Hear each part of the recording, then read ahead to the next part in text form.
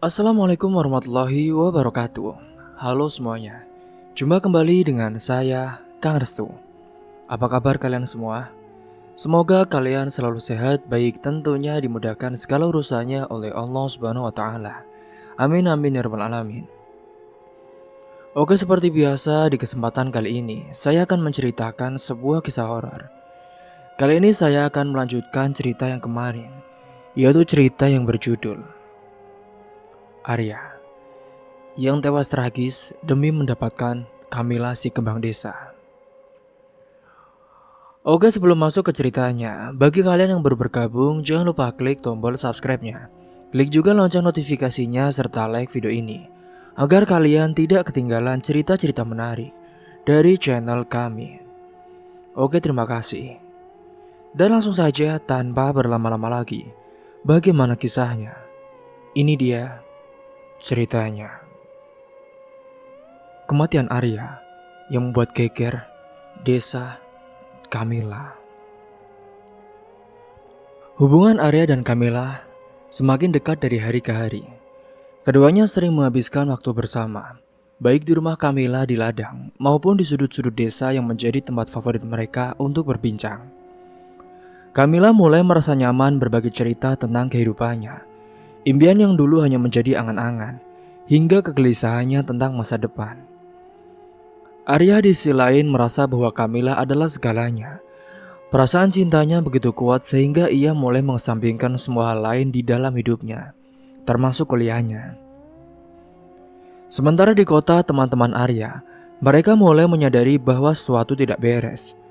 Sudah beberapa hari Arya tidak muncul di kampus, tidak menghadiri pertemuan kelompok dan bahkan untuk sulit dihubungi. Padahal mereka sedang dalam proses menyelesaikan laporan hasil KKN yang harus segera dikumpulkan. Sialan, ini nggak bisa dibiarkan, kata Dimas, salah satu teman Arya, dengan nada kesal saat mereka berkumpul di ruang diskusi kampus. Arya nggak bisa seenaknya kayak gini ya. Laporan ini kan tanggung jawab kita bersama. Sudah sabar Dim, aku juga udah coba hubungi dia berkali-kali, tapi nggak ada respon. Dia benar-benar nggak peduli sama kewajibannya. Tambah Lala, salah satu anggota kelompok. Gue yakin dia pasti di desa itu lagi. Sebenarnya tuh gue sudah curiga sama dia. Sejak KKN selesai, dia terlalu terobsesi sama Kamila, ujar Reno sambil menghela nafas panjang. Kalau terus gini, kita semua bisa kena dampaknya. Kita harus cari dia dan bawa dia kembali ke sini. Apapun alasannya. Pokoknya gue gak mau ya kuliah gue gagal gara-gara dia. Setelah berdiskusi, mereka pun memutuskan untuk pergi ke desa Kamila untuk menemui Arya. Mereka merasa tidak ada pilihan selain menghadapi Arya secara langsung dan meningkatkannya akan tanggung jawabnya. Di sisi lain, sementara itu di desa Kamila, Arya sedang menikmati waktu bersama gadis itu di bawah pohon besar yang menjadi tempat favorit mereka. Kamila sedang bercerita tentang keinginannya untuk membuka usaha kecil-kecilan di desa, sementara Arya mendengarkan dengan penuh perhatian. Kamu tahu gak Arya, aku sebenarnya gak pengen hari terus-terusan. Aku pengen punya usaha sendiri, biar aku bisa lebih mandiri. Apalagi suatu saat nanti kan aku pasti jadi istri, kata Kamila dengan mata berbinar. Arya tersenyum. Aku akan bantu kamu. Apapun yang kamu butuhkan, aku ada buat kamu. Kamila terdiam sejenak lalu menatap Arya dengan ragu. Tapi Arya, gimana dengan kuliah kamu? Aku dengar cerita kamu dulu. Itu kan penting buat masa depan kamu. Aku gak peduli lagi soal itu Kamila. Yang penting sekarang adalah kamu. Aku gak mau ninggalin kamu. Kamila terlihat khawatir saat itu. Tapi Arya, aku gak mau jadi alasan kamu ninggalin sesuatu yang penting. Kuliah itu kan masa depan kamu. Kamila, kamu gak usah khawatir ya tentang itu semua. Masa depanku ada di sini, sama kamu. Kuliah itu gak ada artinya kalau aku gak bisa ada di samping kamu. Lagian, orang tuaku juga sudah kaya. Meskipun Kamila merasa tersanjung dengan kata-kata Arya, ada rasa bersalah yang mulai tumbuh di hatinya. Ia tidak ingin menjadi penghalang bagi Arya untuk meraih impiannya. Tetapi ia juga tidak tahu bagaimana cara meyakinkan Arya untuk kembali fokus pada kuliahnya. Beberapa jam kemudian, teman-teman Arya pun singkatnya tiba di desa itu. Mereka bertanya kepada beberapa warga, hingga akhirnya menemukan Arya di rumah Kamila. Ketika mereka sampai, Arya sedang duduk di teras bersama dengan Kamila. Tampak santai seolah tidak ada masalah saat itu. "Arya!" panggil Dimas dengan nada tegas. Arya terkejut melihat teman-temannya berdiri di depan pagar. "Dimas, Reno, Lala, kalian ngapain di sini?" "Kami yang seharusnya nanya itu ke kamu ya. Kamu ngilang begitu saja. Padahal laporan KKN kita kan harus selesai.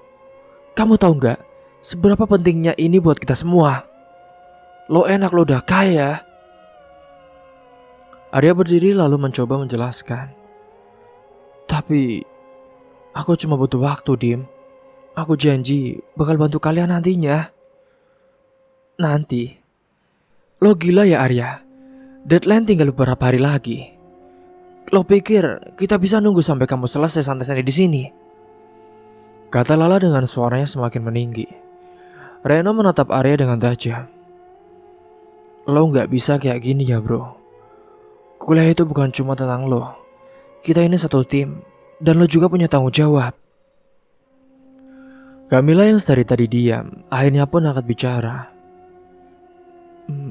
Maaf semuanya. Mungkin ini salahku. Arya juga sering kesini karena aku. Tapi aku gak pernah bermaksud buat gangguin dia." Lala menoleh pada Kamila, berusaha menahan emosinya.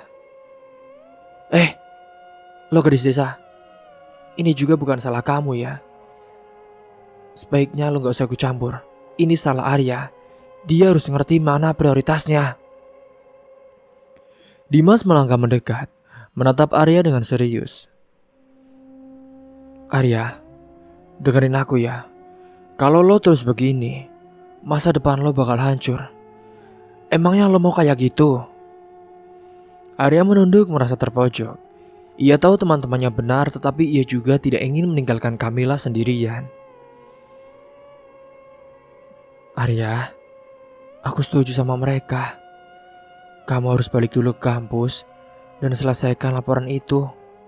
Aku gak mau jadi alasan kamu gagal, ya?" ucap Kamila kepada Arya. Arya menatap Kamila dengan mata penuh kebingungan. Tapi Kamila, aku gak bisa ninggalin kamu. Aku masih sayang kamu, aku kangen," ucapnya sembari memeluk Kamila dengan erat. Kamila menggeleng saat itu. "Arya, aku gak kemana-mana. Aku tetap di sini. Kamu bisa balik lagi setelah semuanya selesai. Tapi sekarang, kamu harus lakukan apa yang benar." Akhirnya, setelah perdebatan panjang, Arya setuju untuk kembali ke kota bersama teman-temannya. Ia merasa berat meninggalkan Kamila, tetapi ia tidak ingin mengecewakan orang-orang yang telah mendukungnya selama ini. Di perjalanan kembali ke kota, Arya merenung. Ia sadar bahwa ia hampir menghancurkan masa depannya demi cinta yang belum tentu berujung bahagia. Namun ia juga merasa bahwa cintanya kepada Kamila adalah sesuatu yang tulus dan pantas diperjuangkan. Singkatnya, sampainya di kampus, Arya langsung bergabung dengan teman-temannya untuk menyelesaikan laporan KKN. Meskipun suasana awalnya canggung, teman-temannya akhirnya memaafkan Arya setelah melihat kesungguhannya untuk memperbaiki kesalahannya. Hingga singkatnya beberapa minggu kemudian, laporan mereka pun selesai dan mendapat nilai yang memuaskan. Arya merasa lega, tetapi pikirannya tetap kembali kepada Kamila. Ia tahu bahwa perjuangannya belum selesai. Setelah urusan kampusnya selesai, ia berniat kembali ke desa untuk melanjutkan usahanya memenangkan hati Kamila. Tetapi kali ini dengan cara yang lebih dewasa dan juga bertanggung jawab. Sejak Arya kembali ke rumahnya, Setelah menyelesaikan laporan KKN, kehidupan yang tadinya tenang mulai berubah menjadi mimpi buruk. Awalnya hanya beberapa kejadian kecil yang terasa aneh, seperti suara-suara samar di malam hari, bayangan yang terlihat di sudut mata, atau perasaan dingin yang tiba-tiba muncul tanpa sebab. Arya mencoba mengabaikan hal-hal itu, meyakinkan dirinya bahwa semuanya hanya imajinasi. Namun semakin hari gangguan itu semakin nyata. Tepat suatu malam, Arya terbangun dengan tubuh berkeringat dingin. Ia mendengar suara wanita menangis. Sayup-sayup terdengar dari sudut kamarnya. Arya duduk di ranjang dengan matanya menatap ke arah suara itu dengan tubuh gemetar. "Siapa di sana?" tanyanya dengan suara bergetar. Tidak ada jawaban saat itu. Tetapi suara tangisan itu semakin keras. Arya merasa tubuhnya terkunci. Tidak bisa bergerak, ia melihat bayangan samar seorang wanita berdiri di sudut ruangan. Mengenakan pakaian yang lusuh dan juga basah. Wajahnya tidak terlihat jelas, tetapi tatapan matanya seolah menembus langsung ke jiwa Arya. "Kamu telah janji. Kamu telah menyetubuhi jasadku. Kamu harus bertanggung jawab." Ucap suara arwah wanita itu terdengar serak dan juga mengerikan. Arya yang ketakutan pun menjerit dengan keras, membangunkan orang tuanya. Kedua orang tuanya pun yang kaget bergegas masuk ke kamar Arya. Menemukan saat itu anak mereka duduk di sudut ruangan dengan wajah pucat pasi. "Arya, ada apa nak?" tanya ibunya dengan panik, memeluk Arya yang tubuhnya gemetar dengan hebat. Ada dia, Bu. Itu." Arya berbisik dengan matanya menatap kosong ke arah sudut kamar. Sementara Arya menatap sekeliling kamar, tetapi tidak menemukan apapun. "Ada apa, nak? Tidak ada siapa-siapa di sini." "Arya, sudah, kamu mungkin cuma mimpi buruk."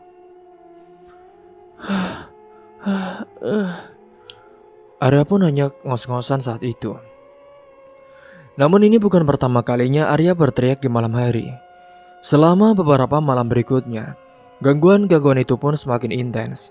Arya sering terbangun dengan wajah ketakutan, memegang kepalanya seolah-olah mendengar suara yang tidak bisa dihentikan. Ia juga mulai melihat sosok wanita itu di siang hari, berdiri di balik jendela atau duduk di kursi sudut ruang tamu. Meski orang tuanya tidak melihat apa-apa, mereka merasa suasana rumah menjadi tidak nyaman saat itu. "Arya, sebenarnya kamu kenapa, nak? Kamu kelihatan seperti orang yang tidak tidur berhari-hari loh," ucap ibunya pada suatu pagi saat mereka sedang sarapan di pagi harinya. Arya hanya menggeleng menunduk menatap piringnya. "Aku gak tahu, Bu. Tapi aku merasa dia gak beres." "Nak, apa ini ada hubungannya dengan desa tempat kamu KKN kemarin? Kamu kan sering ke sana akhir-akhir ini. Dan sejak saat itulah kamu mulai berubah," ucap ayah Arya mencoba menelusuri masalah. Arya terdiam, tidak tahu harus berkata apa. Ia tidak mungkin menceritakan tentang ritual dengan Bajarot dan juga mayat wanita itu. Namun ia tahu bahwa semua ini pasti ada hubungannya dengan apa yang telah dilakukannya. Malam itu gangguan semakin parah. Arya terbangun lagi, tetapi kali ini tubuhnya terasa berat seperti ditindih oleh sesuatu. Ia melihat sosok wanita itu berdiri di samping tempat tidurnya. Wajahnya kini terlihat jelas pucat, dengan mata yang kosong dan bibir yang membiru. Sosok itu pun menunjuk Arya dengan jari yang panjang dan juga kurus. "Kamu tidak bisa lari dariku. Kamu sudah berjanji, dan kamu harus bertanggung jawab menjadi suamiku di alam gaib," katanya dengan suara menyeramkan. Arya mencoba berteriak, tetapi suaranya tercekat. Tiba-tiba wanita itu pun mendekat, wajahnya hanya beberapa inci dari wajah Arya. "Kamu pikir aku akan diam saja setelah kamu menyetubuhi tubuhku? Kini, aku mau tubuhmu. Aku ingin menjilati seluruh bagian tubuhmu dan juga kelaminmu." Setelah Arya merasa dadanya seperti ditekan kuat-kuat, ia pun terbangun dengan teriakan keras, membuat orang tuanya kembali bergegas masuk ke kamarnya. Kali ini mereka benar-benar ketakutan melihat kondisi Arya yang basah kuyup oleh keringat, dan juga wajahnya yang pucat seperti orang sakit parah. "Pak, kita harus melakukan sesuatu, Pak. Ini sudah tidak normal. Arya benar-benar terganggu." Ayah Arya akhirnya saat itu memutuskan untuk memanggil seorang tokoh agama untuk mendoakan rumah mereka. Namun meskipun doa-doa sudah dibacakan, gangguan itu tidak berhenti. Arya semakin tersiksa dan orang tuanya pun mulai kehilangan akal. Sementara itu di desa, Mbah Jarot tampak tenang dan juga senang. Ia seolah tahu apa yang sedang dialami oleh Arya, tetapi ia tidak berniat melakukan apapun untuk membantunya. Hingga singkat cerita, suatu hari, Arya yang sudah putus asa memutuskan untuk kembali ke desa menemui Mbah Jarot. "Kek," katanya dengan suara lemah ketika sampai di rumah kakek tua itu. Aku nggak kuat lagi, Kek. Tolong aku." Mbah Jarot menatap Arya dengan tatapan tajam dan juga senyum yang menyeringai. "Kamu sudah buat pilihan, Nak. Semua ini adalah akibat dari keputusanmu sendiri." "Tapi aku nggak tahu akan jadi begini. Aku cuma ingin Kamila. Aku nggak mau diganggu seperti ini." "Ritual yang kamu lakukan bukan main-main ya. Kamu melibatkan sesuatu yang tidak seharusnya. Sekarang, arwah itu menuntut balasan. Kalau kamu mau bebas, kamu harus menepati janji yang kamu buat." Arya gemetar mendengar kata-kata itu. Janji apa lagi, Kek? Aku nggak ngerti." "Kamu janji akan bertanggung jawab. Dan tanggung jawab itu tidak bisa kamu hindari. Kamu harus mengembalikan arwah itu ke tempatnya dan meminta maaf. Jika tidak, sosok jasad arwah itu juga ingin kamu menjadi suaminya di sana." Arya yang ketakutan tidak tahu apa yang harus dilakukannya. Ia merasa terjebak dalam situasi yang tidak ada jalan keluarnya. Namun ia tahu bahwa jika ia tidak bertindak, hidupnya akan terus dihantui oleh arwah wanita itu. Dengan sisa-sisa keberanian yang ia miliki, Arya pun meminta Mbah Jarot untuk membantunya menyelesaikan semua ini. "Kek, aku mohon, Kek. Aku akan lakukan apa saja, tolong bantu aku, Kek." Biar kupikirkan dulu. Baiklah, aku akan membantumu. Tapi, kau bawa pacarmu itu Kamila. Dan biarkan dia bercinta denganku. Baru akan kubantu untuk melepaskanmu dengan ikatan arwah itu. "Tapi, Kek, gak bisa, Kek." "Iya sudah, kalau kamu gak mau, itu terserah kamu." Singkat cerita, malam itu Arya dengan tubuh lemah dan wajah penuh ketakutan mengajak Kamila ke rumah Mbah Jarot. Kamila yang kini benar-benar sudah tergila-gila pada Arya akibat efek ritual sebelumnya, setuju tanpa banyak pertanyaan. Wajahnya menunjukkan kepercayaan penuh pada Arya, meski hati kecilnya merasa ada sesuatu yang janggal. "Kamu yakin kita harus ke sana malam-malam begini?" tanya Kamila sambil menggenggam tangan Arya dengan erat. "Iya sayang, ini satu-satunya cara untuk mengakhiri semua ini," jawab Arya dengan suara pelan namun tegas. Ia tidak ingin Kamila tahu betapa takutnya ia sebenarnya. "Aku gak mau diganggu terus oleh hal yang gak masuk akal ini." Kamila pun mengangguk dengan matanya saat itu yang penuh cinta, memandang Arya tanpa keraguan sedikit pun. "Iya, aku akan ikut kamu, apapun yang terjadi." Rumah Mbah Jarot yang terletak di pinggir desa tampak lebih menyeramkan dari biasanya. Kini lampu minyak yang tamaram dan juga suara-suara malam dari hutan di sekitarnya menciptakan suasana yang mencekam. Arya mengetuk pintu dengan tangan gemetar. Setelah beberapa saat waktu itu, pintu itu pun terbuka perlahan, memperlihatkan wajah tua Mbah Jarot yang penuh keriput, namun menyiratkan kekuatan yang tidak biasa. kalian akhirnya datang. Bagus, masuklah. Kata Mbak Jarot dengan suara berat. Senyumnya mengerikan seolah ia telah menunggu mereka dengan penuh antusiasme. Arya dan Kamila pun melangkah masuk. Hati mereka berdebar dengan keras. Di dalam rumah itu bau dupa menyengat memenuhi udara. Dan di sudut ruangan terlihat sebuah altar kecil. Dengan foto hitam putih seorang wanita muda yang tampak menyeramkan. Arya mengenali wajah itu sebagai sosok arwah yang selama ini menghantui mimpinya. Siapkan dirimu, Arya, kata Mbak Jarot sambil mengambil sesuatu di meja. Sebuah mangkok berisi cairan hitam pekat dan juga beberapa benda aneh yang tidak dikenal diletakkannya di tengah ruangan. Sekarang, apa yang harus aku lakukan, Kek? Kamu harus duduk di tengah lingkaran ini. Kamila, ayo, kamu duduk di sebelahnya. Ritual ini membutuhkan energi dari kalian berdua, ujar Mbak Jarot sambil menunjuk lingkaran yang dibuat dari garam dan juga bunga kering. Kamila tanpa ragu pun duduk di sebelah Arya, menggenggam tangannya dengan erat. Aku di sini bersamamu, ya, bisiknya, mencoba memberanikan keberanian kepada Arya. Mbak Jarot pun mulai membaca mantra dengan suara rendah yang semakin lama semakin keras.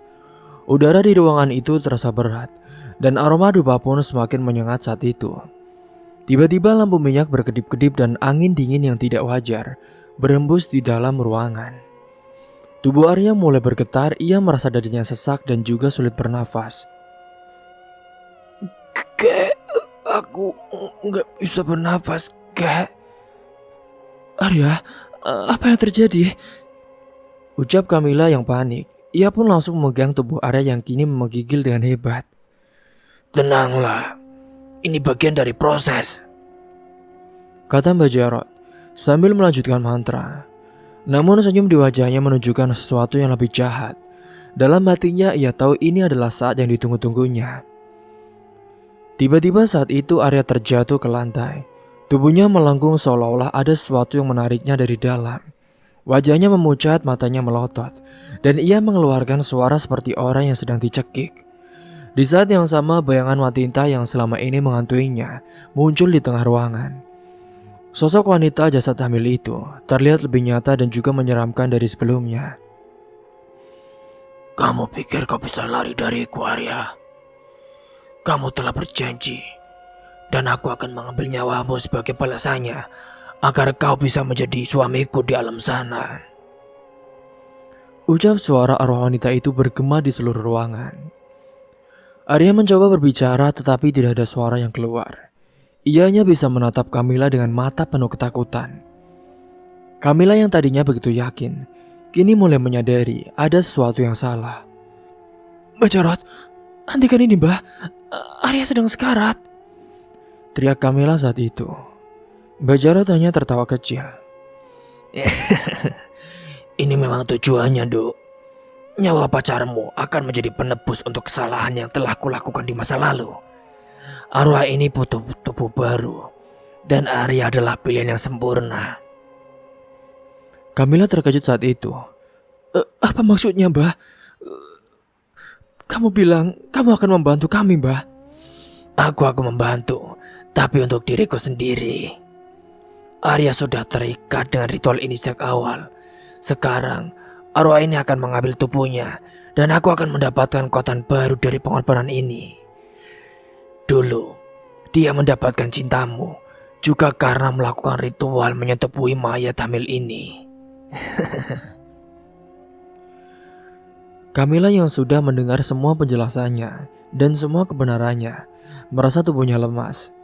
Ia tidak percaya bahwa Mbak Jarot telah memanfaatkan Arya untuk tujuan jahatnya. Namun ia juga tahu bahwa ia tidak bisa membiarkan ini terjadi.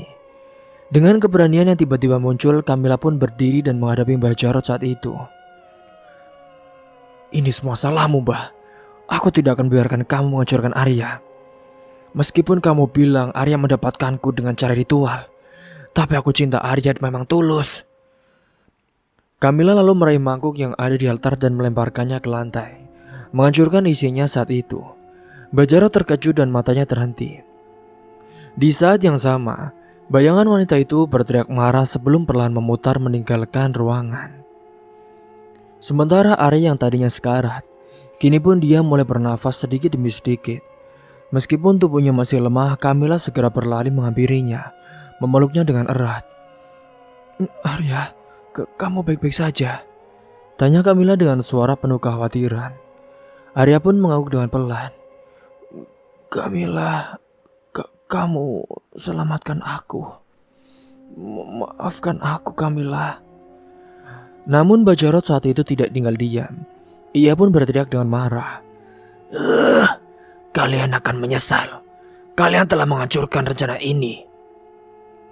Tapi sebelum ia bisa melakukan suatu, suara keras pun dari luar rumah terdengar. Beberapa warga desa yang selama ini curiga pada Mbak Jarot telah berkumpul dan mendobrak pintu rumahnya. "Waktumu sudah habis, Jarot," teriak seorang pria tua dari luar. Mbak Jarot pun saat itu langsung mencoba melarikan diri, tetapi warga menangkapnya. Mereka membawa Mbak Jarot untuk diadili atas segala perbuatan jahatnya. Arya dan Camilla, meskipun masih syok, merasa lega karena mimpi buruk itu akhirnya berakhir.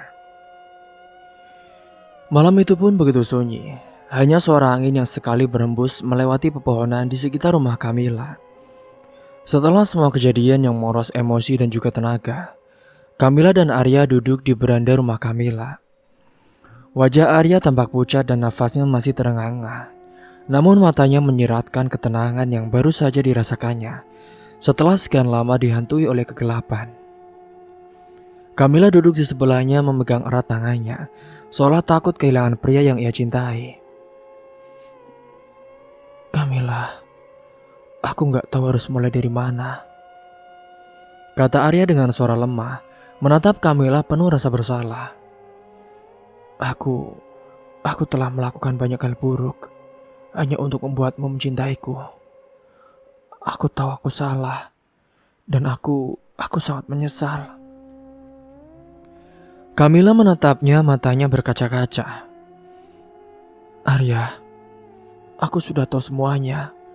Aku tahu kamu melakukan ritual itu, tapi aku gak pernah mengubah perasaanku. Aku mencintaimu dengan tulus, bukan karena apa yang kamu lakukan." Arya pun tertegun mendengar kata-kata Camilla. Air matanya mulai mengalir dan ia menggenggam tangan Camilla lebih erat. "Kamu begitu baik, Camilla. Aku gak pantas mendapatkan cinta seperti ini, terutama setelah semua yang aku lakukan." Camilla pun menggeleng dengan pelan. "Arya, kita semua pernah melakukan kesalahan. Yang penting adalah kamu mau menyadari kesalahan itu dan kamu mau berusaha menjadi lebih baik. Aku di sini dan aku maafkanmu." Arya menarik Camilla ke dalam pelukannya. Tubuhnya pun gemetar saat itu. "Terima kasih ya Camilla. Terima kasih telah mencintaiku. Meski aku telah begitu bodoh. Aku ingin memperbaiki semuanya. Aku ingin menjadi pria yang pantas untukmu." Namun saat itu, Arya tiba-tiba merasa dadanya sesak. Ia merasakan sakit yang begitu hebat di jantungnya, seperti dihimpit oleh beban yang luar biasa berat. Camilla yang merasakan tubuh Arya melemah di pelukannya pun dia segera panik. "Arya, kamu kenapa? Arya?" tanya Camilla dengan suara gemetar. Arya tidak bisa menjawab. Ia hanya bisa tersenyum tipis menatap Camilla dengan penuh cinta untuk terakhir kalinya. "Camilla, aku minta maaf. Aku cinta kamu, Camilla." Setelah kata-kata itu, tubuh Arya pun terkulai lemas. Camilla berteriak mencoba membangunkan Arya, tetapi sudah tidak ada respon. Ia menggujang tubuh Arya sembari menangis sambil memanggil namanya. Namun semuanya sudah terlambat, karena Arya telah pergi untuk selamanya. Keesokan harinya desa itu dikejutkan oleh kabar kematian Arya. Jenazahnya pun dimakamkan dengan suasana penuh duka. Banyak orang yang hadir termasuk teman-teman Arya dari KKN yang merasa bersalah karena tidak bisa memahami apa yang Arya alami sebelumnya.